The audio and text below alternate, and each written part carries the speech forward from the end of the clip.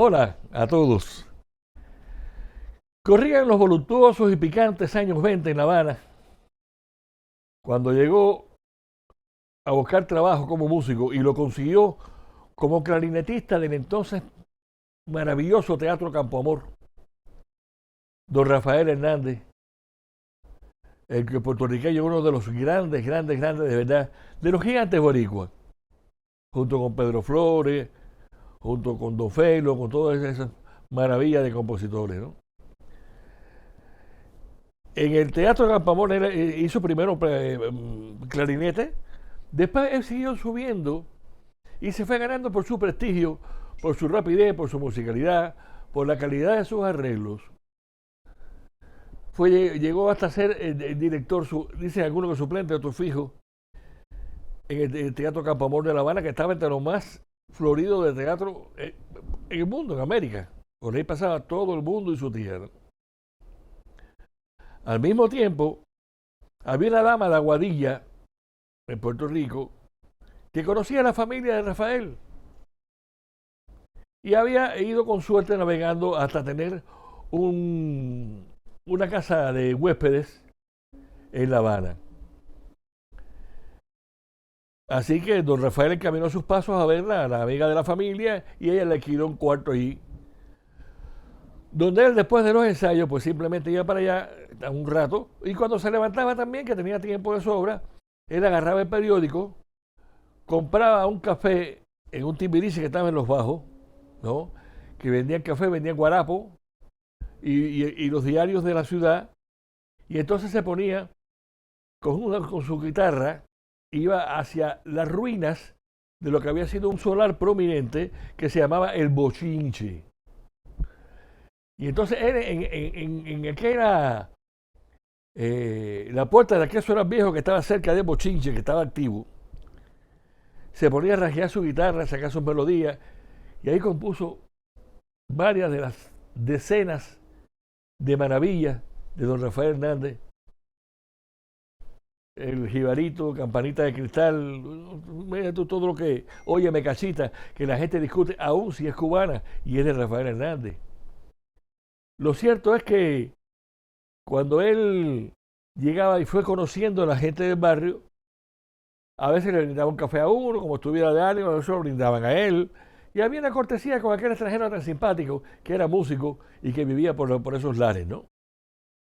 Y en el solar de Bochinche había una señora, una muchacha ya entrada en años, llamada Dolores Oropesa, y había sido tiple y corista de los espectáculos de la Alhambra y de otros teatros habaneros, pero la juventud se le fue y la gracia se le fue echando, se le fue oxidando con los años. Y entonces empezó a ejercer el antiquísimo oficio de la prostitución. Se respetaba ella a sí misma, ya era adivinadora, manejaba las cartas en esos prostíbulos y tenía fama de que era certera, y al mismo tiempo se empató, o sea, se unió a un sargento de la policía, que todos vivían, donde vivieran eran guapos, eran gente respetable, no era guapo de alarde, no era guapo de estar en la esquina con borrachera, era un hombre serio, pero andaba con su pantalón de uniforme, el revólver en la cintura y camiseta. Paco Quiñones. Era la época en que muchos músicos del mundo, ya sean mexicanos, sobre todo de América Latina, llegaban a La Habana a buscar fortuna, porque La Habana era más plaza fuerte, tenía espectáculos más asiduos, casi todos los días, más que otras ciudades donde estaba un poquito más difícil el trabajo. Entonces, había también un personaje muy curioso que tuvo que ver con la historia que pasó después, que le decían lagartijo, porque tenía un tono verdoso en la piel. Después se hizo investigaciones y es cierto de que hay una anemia que se llama la anemia clorosis, que sí produce ese tono verdoso cuando va sobre todo del brazo del desamparo de cazuela. O sea, no se alimentaba bien, pobre. Y Lagartijo era el chismoso, el llevitrae, el personaje de aquel barrio, ¿no? Un día sintió Lagartijo unos disparos y él creyó que eran los muchachos poniendo cohetes, pero no eran tiros. Y dice, cuando llega a la puerta del solar y vio salir al sargento Paco Quiñones, arreglándose la camisa por fuera, con su revólver de reglamento y el pantalón de policía, y se perdió. Dice que el impulso lo llevó, al ver salir a Paco así, hacia el cuarto que ocupaba Pablo con Lola, con Dolores. Y cuando él se asomó a la puerta, le dijo, dile a Paco que vuelva, que yo lo quiero, que quiero despedirme de él. Entonces, bueno, la señora murió, fue un escándalo. No sé qué fue de Paco Quiñones, si lo cogieron, creo que lo cogieron más tarde. Pero lo cierto es que Rafael Hernández, cuando va a tomar el café por la mañana, tenía un picor por saber cómo había sido la cosa. Y cuando habla con Lagartijo, le hace toda la historia de que ella le había dicho que vuelva al hombre que la mató. Y de ahí se inspiró el gran puertorriqueño e hizo Eran las 3 de la tarde cuando mataron a Lola. Y dicen los que la vieron que agonizando decía, yo quiero ver a ese hombre que me ha arrancado la vida.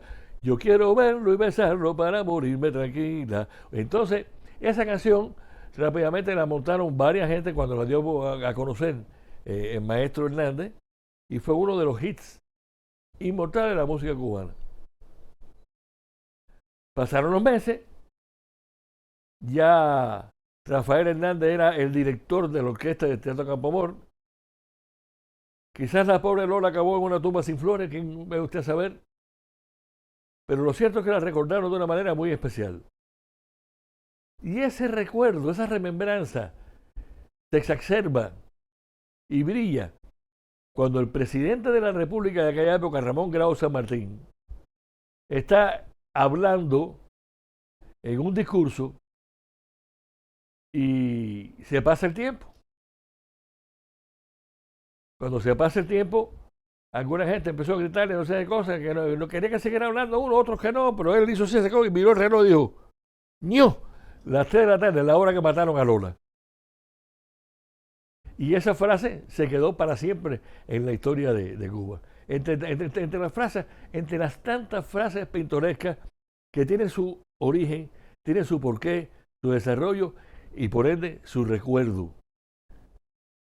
De Paco Quiñones no sé qué fue, a Dolores la enterraron. Quizá Lagartijo, gracias a su anemia clorosis, no vivió mucho tiempo más para contarlo. Pero lo cierto es que refleja una de las frases esas que son inmortales en las situaciones. Hoy en día usted ve a un muchacho que no sabe por qué y le dice que hora es, las 3, la hora que mataron a Lola. Y no sabe por qué. Y esa es la historia, ¿no? Que por suerte ha llegado a nosotros por distintas vías, ¿no? Así que es como si existiera un monumento al amor de Paco Quiñones con Lola, a la pasada por La Habana de don Rafael Hernández, a la gracia de haber tenido un presidente que algunos pueden estar de acuerdo, otros no, pero era un tipo ocurrente y era un hombre culto. En fin, cosas de La Habana. Porque La Habana está repleta de anécdotas y incluso está repleta de misterios que no son tales. Lo que pasa es que nunca se ha ahondado suficiente en el paso del tiempo, ¿no? Puertorriqueños ilustres hubo mucho aquí, igual que don Rafael, de quien hablábamos. El mismo Daniel Santos. Daniel Santos fue un ídolo en Cuba.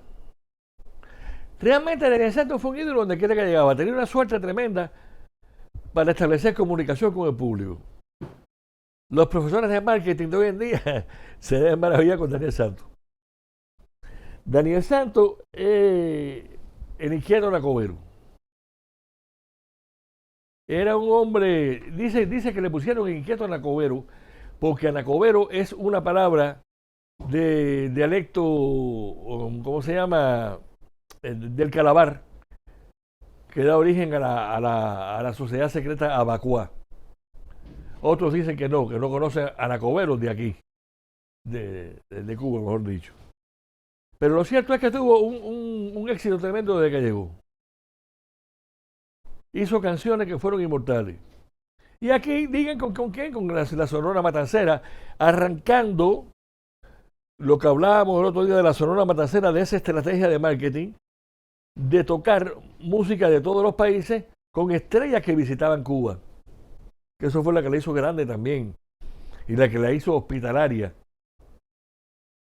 Pero como quiera que sea, Daniel Santos era un gran cantante. Trancaba la garganta, nasalizaba. Él era un tipo que incluso a la hora de... nunca se ocultó para decir que fumaba marihuana, que la hacía bien. Y no había policía que quisiera cogerlo.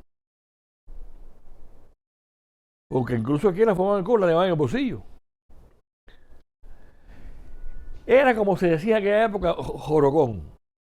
Mi tío, José Aparicio, era actor del Teatro Bufo, el esposo de mi tía Sol Pinelli. Y él tenía un personaje, el Pantuflas.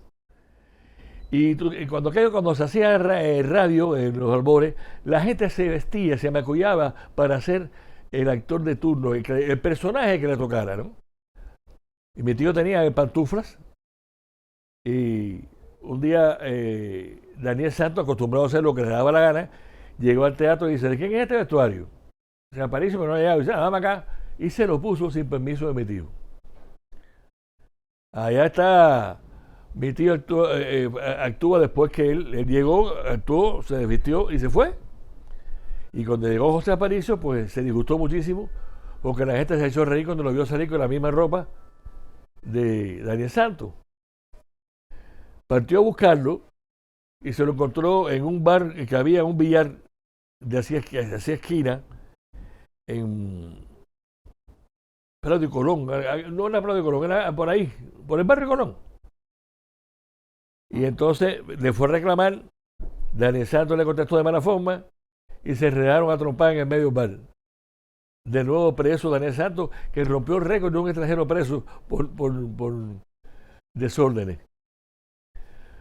Pero indiscutiblemente era un hombre de fina sensibilidad, independientemente de su formación, de esa falta de consideración con algunas cosas. Él era un hombre que tenía un extraordinario sentido y tenía sentimientos muy aguzados con las personas. Por ejemplo, él fue a una fiesta y vio a Cindo Garay cantar. Ya él le puso, estamos hablando del año 48 por ahí, le puso el trovador más viejo del mundo.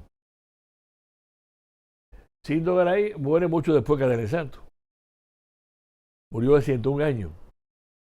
Pero el problema es que Daniel Santos se emocionó tanto con ver a aquel viejito, como cantaba y como aprobaba o no lo que estaban cantando de su obra, que le hizo la canción. Y le puso esa canción, El que canta. Y se la dedicó a Cindo. Demuestra también muy buen corazón. Era un tipo, como debemos decir, como silvestre. Una hierba silvestre que si tú la administras puede hacer mucho bien, te cae bien, pero también te puede provocar una indigestión. Ese era Daniel Santos, el inquieto racobero. En España, y en la Argentina, tibiri, tábara, tibiri, tábara,